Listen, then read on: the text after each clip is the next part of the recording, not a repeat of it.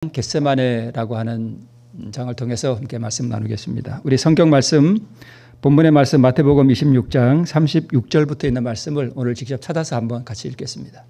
우리 성경을 다 펴시고 마태복음 26장 36절부터 46절까지 있는 말씀을 제가 읽겠습니다. 마태복음 26장 36절부터 있는 말씀입니다.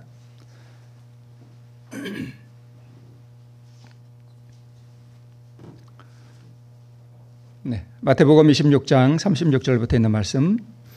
이에 예수께서 제자들과 함께 겟세마네라는 곳에 이르러 제자들에게 이르시되 내가 저기 가서 기도할 동안에 너희는 여기 앉아 있으라 하시고 베드로와 세베대의 두 아들을 데리고 가실새 고민하고 슬퍼하사 이에 말씀하시되 내 마음이 심히 고민하여 죽게 되었으니 너희는 여기 머물러 나와 함께 깨어 있으라 하시고 조금 나아가서 얼굴을 땅에 대시고 엎드려 기도하여 가라사대 내 아버지여 만일 할만하시거든 이 잔을 내게서 지나가게 하옵소서.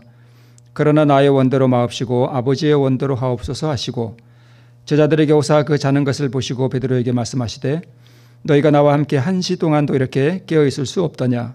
시험에 들지 않게 깨어 있어 기도하라. 마음에는 원이로되 육신이 약하도다 하시고 다시 두 번째 나아가 기도하여 가라사대 내 아버지여 만일 내가 마시지 않고는 이 잔이 내게서 지나갈 수 없거든 아버지의 원대로 되기를 원하나이다 하시고 다시 오사 보신즉 저희가 자니 이는 저희 눈이 피곤함일러라.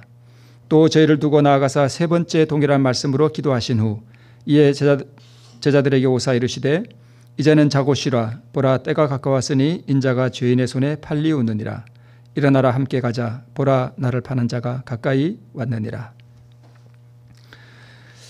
저는 이 마태복음 26장 46절에 있는 이 말씀이 좀 이렇게 좀 애틋하게 제 마음 가운데 다가오는 게 뭐냐 하면 예수님은 제자들이 다 자기를 버릴 것을 아셨죠. 그죠? 그런데 지금 예수님께서 제자들에게 뭐라고 말씀하시는가 하면 함께 가재요. 함께. 예수님께서 이 말씀을 왜 하셨을까 저는 좀 생각해 보는데 여러분도 한번 생각해 보시기 바랍니다. 버릴 줄 아셨는데 왜 함께 가자 그러셨을까? 네, 겟세마네입니다. 자, 우리 지난번에 보여드렸던 그림 기억하시죠? 이건 이제 예루살렘 성에서 예루살렘 성을 등지고 동쪽을 이렇게 바라보면 감람산이 이렇게 보이는데 여기 앞에 보이는 이 교회가 만국교회라고 전 세계 16개국에서 돈을 모아서 예수님께서 그 기도하시던 장소, 오늘 본문에 나오는 기도하는 장소가 여기다라고 해서 여기 교회를 세웠습니다. 꽤 큰 교회인데요. 앞에 보이는 이 산이 언덕같이 조그만 산이죠. 여기가 감람산입니다. 앞에 보이는 게 감람산이고 교회가 있는 저 자리가 겟세마네 동산쯤 되겠다. 2000년의 세월이 흘렀으니까 많이 변했겠죠. 옛날 그 모습은 아니겠지만 우리 그 예수님께서 기도하시던 정말 고민하고 기도하시던 바로 그 자리가 오늘 우리가 보고 있는 저곳입니다. 저곳에서 우리 주님께서 피땀을 흘려 기도를 하신 바로 그 장소라고 우리가 생각하면 될 것 같습니다. 앞쪽으로 이렇게 나무가 좀 보이는데 저게 감람나무죠. 네. 자, 이제 찬미하고 다락방을 나와서 겟세마네 동산을 향해서 걸어가시던 도중에 언제부터인지는 확실히 모르지만 아버지 하나님의 그 임재의 빛이 차단됐습니다. 그리고 하나님께서 그동안 늘 우리 주님과 함께 임재하셨는데 그 임재하신다는 그 느낌이 우리 예수님에게서 사라졌습니다. 그리고 인류의 모든 죄책감과 그리고 죄의식 이것이 그리스도를 누르기 시작했습니다. 그리고 죄에 대한 하나님의 그 무서운 진노를 느끼기 시작했습니다.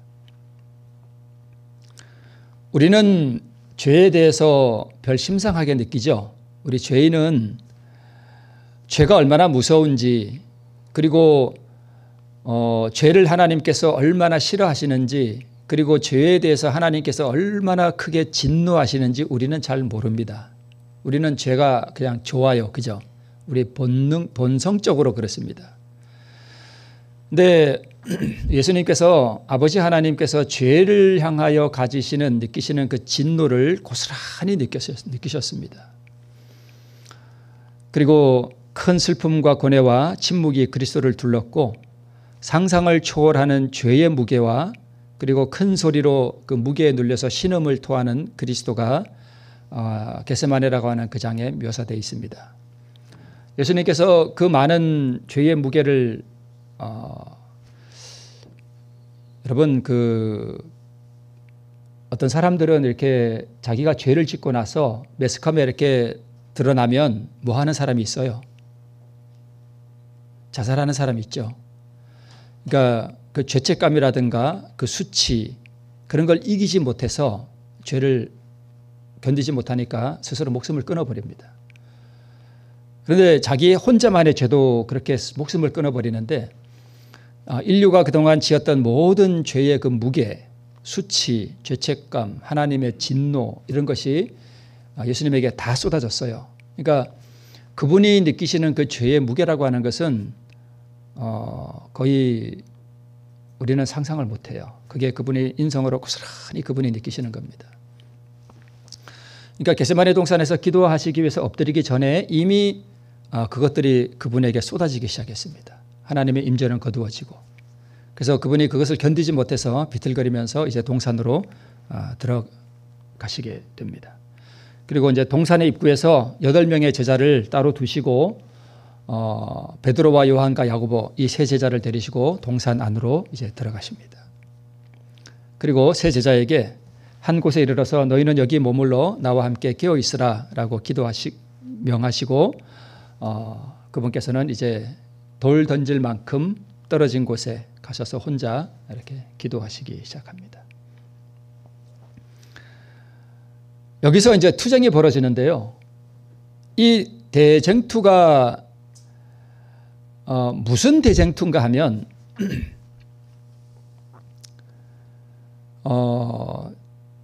사단은 지금 예수님에게 인류를 위하여 죄의 짐을 지고 구속주가 되라는 것을 뭐 해라?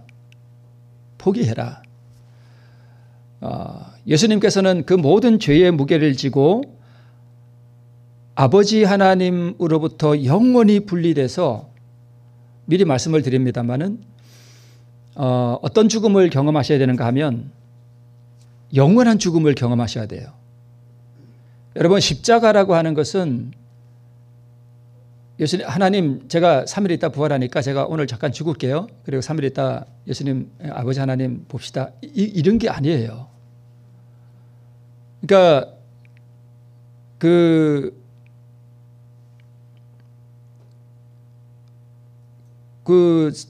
두려움 그다음에 아버지로부터 분리된다는 걸 우리는 잘 몰라요. 그죠? 저도 모릅니다. 저도 모르면서 지금 여기 서서 설교하는 거예요. 웃기죠? 웃긴 건 아니지만 어떻게 보면 참 웃긴 거예요. 그죠? 그걸 저도 잘 모르는데 제가 이렇게 설교한다는 게 좀 그래요. 그래도 해야지 어떻게 해요. 그죠? 아버지와 영원히 분리된다는 게 얼마나 두려운지는 저도 모르고 어떤 인간도 잘 모릅니다. 오직 예수님만이 그걸 아셔요. 그걸 예수님이 겪으시면서 자기를 영원한 사망에 둘 때 포기할 때 그분에게 이르러 온 그 고민, 두려움, 슬픔 그걸 우리는 잘 몰라요. 그러니까 그 상황에서 본인은 영원한 생명을 자기의 생명을 영원히 버려야 되고 사단은 그거 버리지 마라 라고 유혹을 하고 하는 이 큰 투쟁이 지금 이 겟세마네 동산에서 벌어지는 것입니다. 광야에서는 그리스도가 승리자가 되셨죠. 이제 패권을 결정짓는 마지막 투쟁이 예수님과 직접 이 겟세마네 동산에서 그 투쟁이 벌어지는 것입니다. 광야에서 예수님이 사단과의 투쟁에서 승리하신 이후에 사단은 이를 갈면서 3년 동안 이 마지막 투쟁을 위해서 준비해 왔습니다. 그러니까 얼마나 철저하게 준비했을까요? 사실 성경이나 또는 이 시대소망에도 그 투쟁이 어떠했는지에 대해서는 정확하게 묘사하고 있지 못하다고 저는 생각합니다. 3년 동안 하여튼 이것을 준비해 왔고 인류를 위하여 자신의 생명을 영원히 내놓는 일을 예수님이 선택할 것이냐, 아니면 인류를 포기하고 자기 생명을 지키고 그냥 하늘로 돌아갈 것이냐 하는 이 투쟁이 지금 벌어지는 것입니다. 예수님이 우리를 위하여 생명을 즐겨 버리시기로 하늘에서 이미 선택하셨고 그게 쉬운 일처럼 보이지만 사실 이것이 그분에게는 너무나 고통스럽고 정말 불가능한 것처럼 어려운 일이었던 것으로 보입니다. 그만큼 이것이 그분에게는 또 고통스러운 일이었고 그랬던 것으로 보입니다. 그래서 그가 만일 여기서 실패하면, 여기서 그가는 사단이죠. 그가 여기서 실패하면 패권을 잡으려던 그의 희망은 좌절될 것이며 세계는 마침내 그리스도의 나라가 될 것이고 그 자신도 실패하고 결국은 영원한 사망으로 내쫓길 것이었죠. 그러나 만일 예수님이 실패하신다면 지구는 사단의 왕국이 될 것이고 인류는 영원히 그의 권세 아래 있게 될 것이었습니다. 만약 그때 예수님이 실패하셨다면 어떻게 됐을까요? 예수님은 그냥 하늘로 돌아가셨을 것이고 하늘에서 누가 내려와야 될까요? 아니, 사단 말고 모세도 내려와야 되고요. 엘리야도 내려와야 되고 에녹도 다 쪼개서 내려와야 됩니다.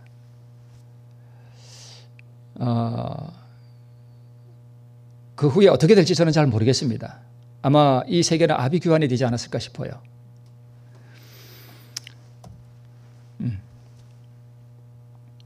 자, 예수님은 물론 3일 있다 부활할 것을 그분이 아셨어요. 그런데 자신의 생명을 내놓는다는 것은 무슨 뜻이냐면 그분의 생명을 영원히 포기하는 거예요. 부활을 장담할 수 없습니다. 이걸 어떻게 이해할 수 있을까? 그러니까 사단은 예수님이 기도할 때 그 옆에 와서 자기 생각을 계속 예수님에게 불어넣었습니다. 만일 당신이 이 죄악이 가득 찬 이 세상을 위하여 보증인이 된다면 당신은 하나님과 영원히 끊어지게 된다. 당신 하나님과 영원히 분리된다. 라고 지금 말하고 있고, 그리고 그분은 나의 왕국에 동화될 것이고 다시는 하나님과 하나가 될 수 없을 것이라고 사단이 이렇게 자기의 생각을 불어넣었는데 예수님이 사단이 지금 예수님에게 불어넣고 있는 그 음성, 그 영향력, 그 파워, 어떤 그것을 예수님이 인성으로 고스란히 그것을 견딘다고 하는 것은 상당히 굉장히 어려웠던 일로 보입니다. 예수님이 만약에 신성의 능력으로 이것을 이긴다면 그분이 구속주로서는 실패하게 되는 거예요. 그러니까 그분이 그 연약한 인성으로 사단의 이 모든 음성과 이 이야기들을 이겨야 했습니다. 인류로 범죄의 결과를 당하게 하고 당신 자신은 하나님 앞에 결백한 사람으로 서라고 하는 이 사단의 유혹은 무서운 것이었다라고 세대소망이 기록하고 있는데 이게 얼마나 무서운 것이었을까? 아마 예수님의 그 마음도 굉장히 흔들렸던 것 같아요. 흔들리지 않으면 이게 투쟁이 아니죠. 엄청나게 그분의 마음이 흔들렸던 것 같아요. 이 사단의 유혹을 앞에 두고. 자, 여기 한 터널이 보입니다. 자, 예를 들어서 이 터널을 앞에 이렇게 두고 있고 저 터널 안쪽으로 저 끝이 보인다면 내가 3일 있다가 이 터널을 지나면 내가 부활하리라고 하는 것을 볼 수 있잖아요. 밖에서는. 그죠? 근데 일단 터널 안에 들어가면요. 이렇게 되는 거예요. 깜깜해지는 거예요. 그러니까 터널 안에 들어갔을 때는 하나님의 모든 임재도 거두어지고 하나님으로부터 오는 모든 그 빛줄기도 다 차단된 상태에서 이 완전한 흑암의 상태에서 이 흑암의 왕과 이 투쟁에 들어간 거예요. 그러니까 이 상태에서는 그 부활에 대한 소망, 그다음에 하나님과 다시 하나가 되리라는 소망, 이런 것들이 다 없어지는 것입니다. 무서운 투쟁이었죠. 그리고 예수님은 마지막 인류를 위하여 보증인이 되고 대속 제물이 되기로 선택할 때에 그 선택이 뭘 의미하는가 하면 영원한 죽음을 의미하는 거예요. 다시는 하나님과 하나 될 수 없는 그 영원한 죽음, 그것을 주님께서 경험하셨습니다. 당신 앞에 놓인 투쟁에서 그리스도의 마음은 하나님에게서 분리되지나 않을까 하는 두려움으로 가득 찼다. 이 두려움이 우리 인간이 겪을 수 있는 두려움 중에 가장 무서운 것이 아니었을까 싶습니다. 우리 인간은 잘 모릅니다. 어둠 속에서는 부활 너머가 보이지 않습니다. 사단이 이렇게 말했죠. 이 희생으로 너는 무엇을 얻겠는가? 택함을 받은 이 백성들이 당신을 뭐 할 거다? 거절할 거다. 택함을 받은 이 백성들이 그들의 신앙의 기초인 당신을 지금 뭐 하려고 한다? 죽이려고 한다. 가장 열심히 있는 제자 중 하나가 당신을 뭐 할 거다? 부인할 거다. 모든 사람들이 당신을 다 뭐 할 거다? 버릴 거다. 범죄의 결과는 인류가 지게 하고 당신은 무지한 자로 살아. 당신이 만약에 인류의 보증인으로 선다면 당신은 영원히 끝나는 거다. 이게 얼마나 무서운 투쟁이었는지 우리는 잘 모르지만 이 투쟁이 너무 고통스러웠기 때문에 그분의 얼굴에서 이렇게 땀이 흘렀는데 이 땀이 여러분 예수님이 돌아가시는 때가 꼭 이쯤이에요. 4월 초쯤. 그러니까 봄에 꽃이 피고 이제 이스라엘은 약간 아열대 기후라서 여기보다 좀 따뜻하거든요. 꽃이 피고 하는 요때 봄에 그분이 돌아가셨는데 그 겟세마네 동산에 이 밤에 결코 더운 기후가 아니거든요. 지금이. 근데 그분이 그 땀이 비 오듯 쏟아지고 너무나 이 고민이 심했기 때문에 이 피가 이 땀에 섞여서 붉게 아마 흘렀던 것 같습니다. 아마 의학적으로는 제가 잘 모르겠지만 사람이 너무 고민이 깊으면 모세혈관이 터진다고 하는 이야기를 제가 들은 것 같은데 의학적으로 맞는지는 모르겠습니다. 그래서 아마 그들이 터져서 땀으로 같이 흘러내렸던 것 같습니다. 투쟁은 무서웠다. 이 투쟁의 크기는 유대 민족과 그분을 고발하고 배반한 자들과 죄 가운데 놓인 이 세상의 죄악을 다 합친 크기였다. 사람의 죄악이 그리스도를 무겁게 억눌렀으며 죄에 대한 하나님의 분노를 의식함으로 그분의 생명은 파쇄되고 있었다. 사실 예수님을 누가 죽이셨는가 하면 로마 군인이 죽인 것도 아니고요. 우리가 죽인 것도 아니고요. 누가 죽였을까요? 아버지 하나님이 죽이셨습니다. 아버지 하나님이 죽이셨어요. 자기 아들을. 아버지 하나님이 무슨 아들 예수님을 죽여요? 맞아요. 그걸 어디서 우리가 알 수 있는가 하면 아브라함에게 하나님께서 명하신 가장 혹독한 시험이 뭐였죠? 이삭을 바치라는 거였습니다. 그러니까 이삭에게 왜 그것을 요구했는가 하면 복음이 무엇인지를 이삭을 통해서 깨닫게 하시고 그것을 온 인류에게 남기기 위해서 자기 아들을 죽이라 그런 거예요. 그러니까 그 사건 이후에 아브라함은 무엇을 알았는가 하면 인류를 구하기 위한 복음이 무언가 하는 것을 아브라함이 깨닫게 됐습니다. 그 복음은 결국은 우리를 구원하기 위해서 아버지가 아들을 희생제물로 뭐 하는 거예요? 바치고 뭐 하는 거예요? 바치려면 뭐 해야 되죠? 죽여야 돼요. 그래서 예수님이 그 겟세마네 동산에서 고통을 당하시고 또 죽음의 영원한 사망의 고통을 당하실 때에 그럼 아버지 하나님은 어떠셨을까? 누구의 고통이 더 컸을까요? 어떻게 보면 아버지의 고통이 더 큰 거예요.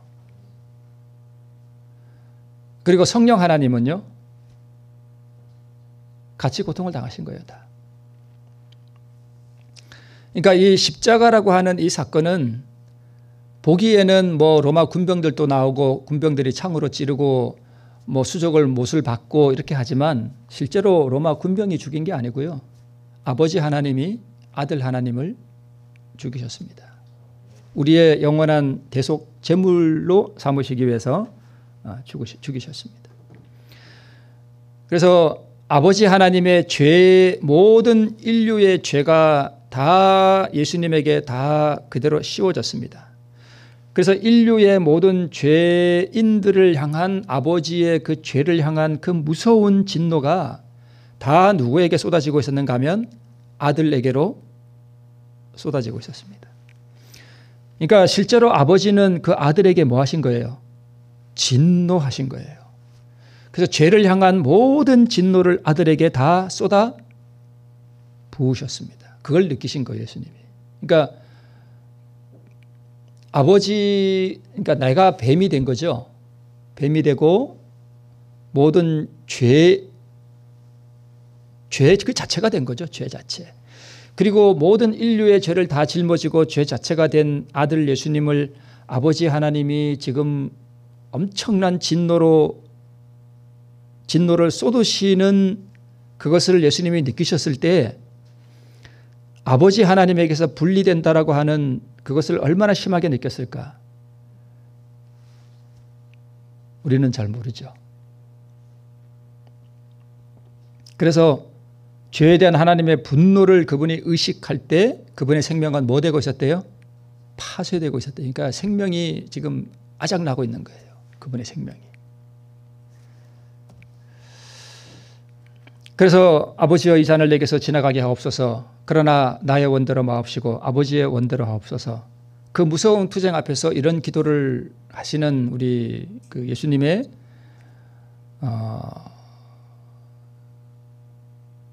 이걸 뭐 제가 어떻게 설명할 수 있을까요? 이 무서운 투쟁 가운데 기도하실 때 제자들은 지금 뭐 하고 있어요? 자고 있어요. 콜콜 자고 있어요. 참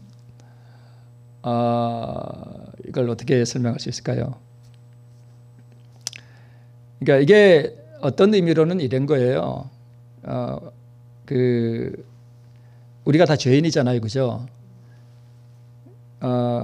이 죄를 향한 아버지의 어떤 진노를 사실 우리가 느낀다면 우리도 예수님처럼 아마 피땀을 흘릴지도 몰라요.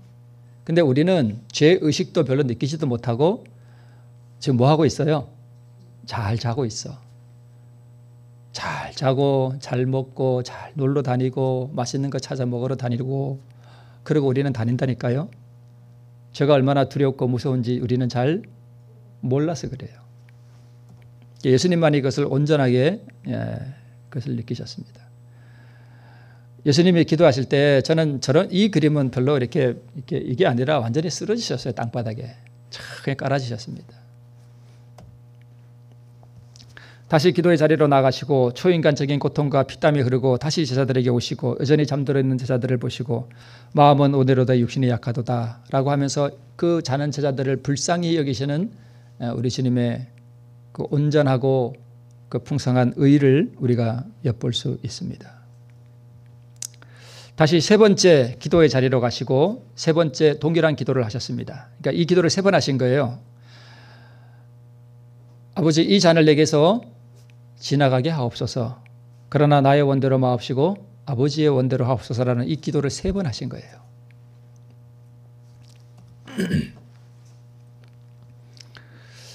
세계의 운명이 결정되려고 하는 그 두려운 순간 지금이라도 범죄한 인류가 마셔야 할 잔을 그분은 거절하실 수도 있으셨습니다. 지금도 이 일은 너무 늦지 않았습니다.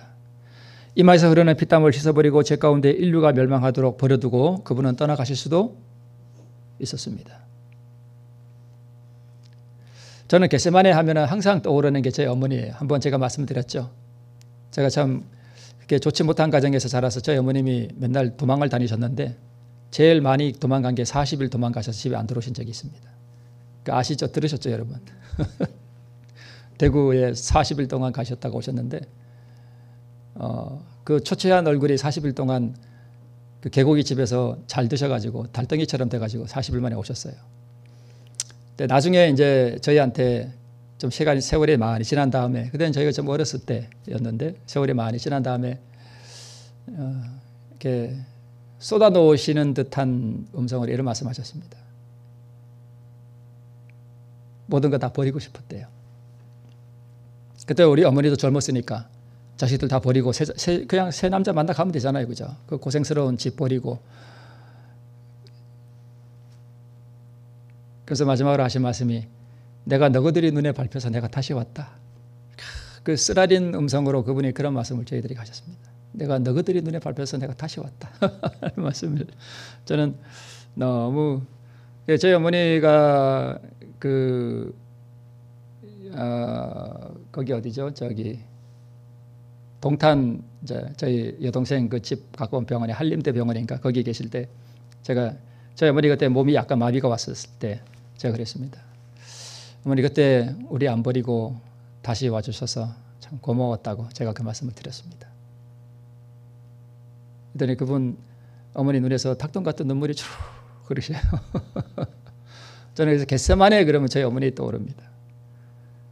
우리 다 버리고 그분은 새 출발하실 수 있었는데 그 집에서 고생하고 엄마 없이 살아갈 그 자식들 생각에 그분이 다시 오신 거예요.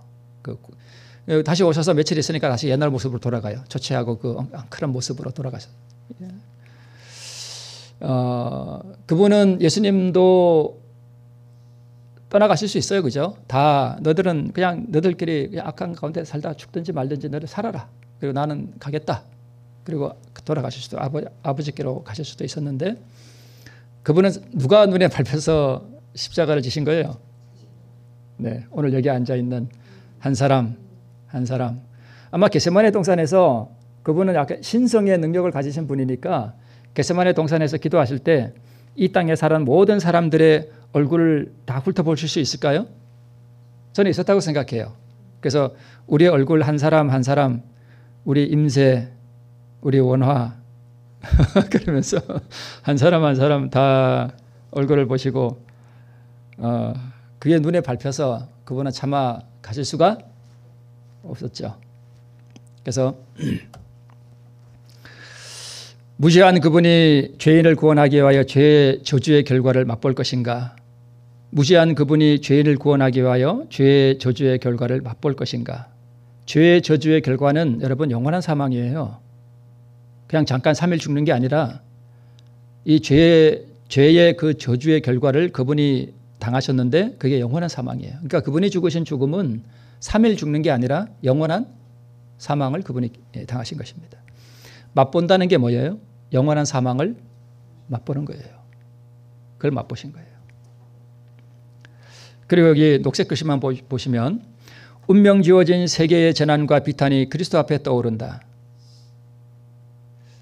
그러니까 저희 어머니가 저희를 생각하셨겠죠. 그죠? 그처럼 우리 주님께서 비탄에 빠진 인류를 그분이 보시고 세계에 재난 당하는 인류들, 고통 가운데 있는 인류들을 그분이 이렇게 보시고 가실 수가 없었습니다.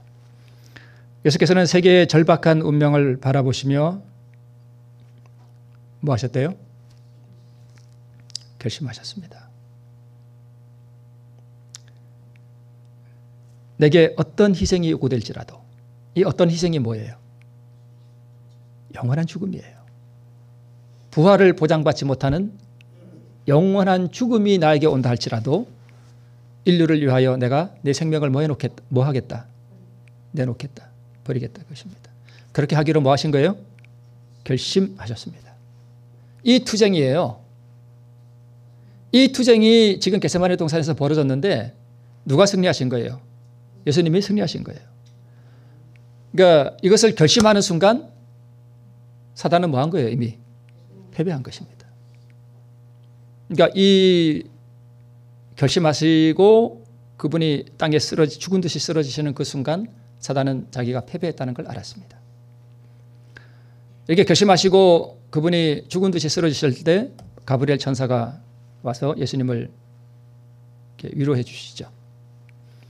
멸망하는 무수한 인간이 그분을 통하여 영생을 얻을 수 있도록 그분은 피의 침례를 받아 들으신다.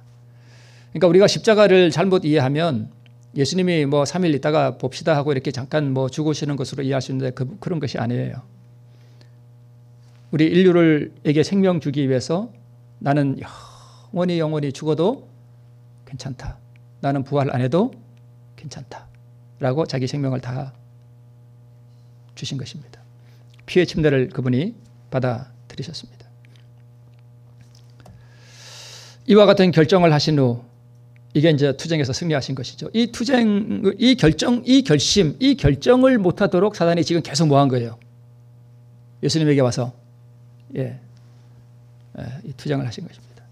잠시 일어나시던 몸이 죽은 듯이 땅에 쓰러지고 가브리엘 천사가 와서 수종을 드는 모습을 누군가 이렇게 그림으로 그려놓았습니다. 그분은 모든 사람을 위하여 죽음의 고통을 맛보심으로 어떤 인간도 견딜 수 없는 것을 견디셨다. 여러분, 예를 들어서요, 제가 3일 있다 부활한다 그러면 3일 있다 부활하는데 뭐 어때? 죽는 게 쉬울까요? 어려울까요? 3일 있다가 부활한다면 여러분 죽는 게 쉬울 것 같아요? 어려울 것 같아요? 쉽죠. 3일 있다 내가 살아난다는데 죽으면 어때요? 예수님은 그런 죽음이 아니라니까요. 영원한 사망을 경험하신 거예요. 죽음의 고통을 맛보심으로 어떤 인간도 견딜 수, 만약 우리가 이 영원한 사망을 그걸 똑같이 견디라 그러면 우리는 못 견뎌요. 아버지 하나님은 아들 하나님과 함께 고통을 당하셨고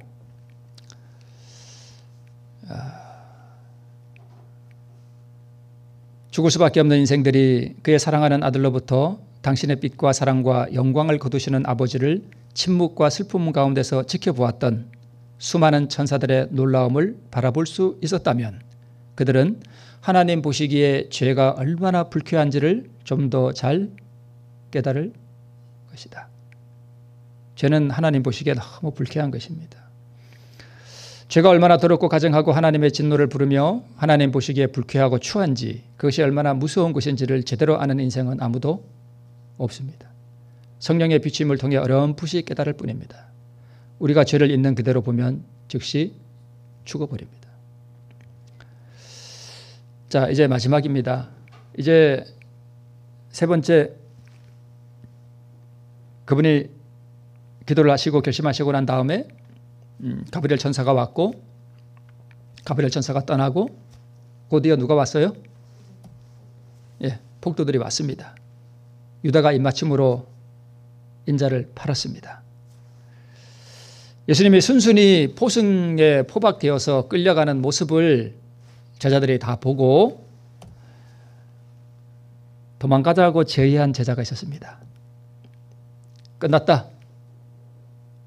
이제는 예수님이 이렇게 포박되어 가지고 끌려가는 모습을 보면서 분노를 느꼈습니다. 그리고 실망하고 슬픔 가운데, 공포 가운데 이제는 우리의 목숨을 구하자, 우리 다 도망가자라고 제의한 제자가 있었습니다. 누구였을 것 같습니까? 베드로였습니다. 다 주를 버릴지라도 나는 언제든지 버리지 않겠나이다 라고 말했던 베드로가 제자들에게 우리 도망가자 라고 말했습니다. 그 소리를 듣고 다들 걸음 하나 살려라 하고 다 도망가 버렸습니다. 버림받은 구주, 홀로 포도즙 틀을 밟으시는 구주, 인류를 위해 자신의 생명을 영원히 아주 주시는 구주, 그분이 오늘 나를 위해서 겟세마네에서 피땀을 흘려 기도하시던 그 모습을 우리가 살펴보았습니다.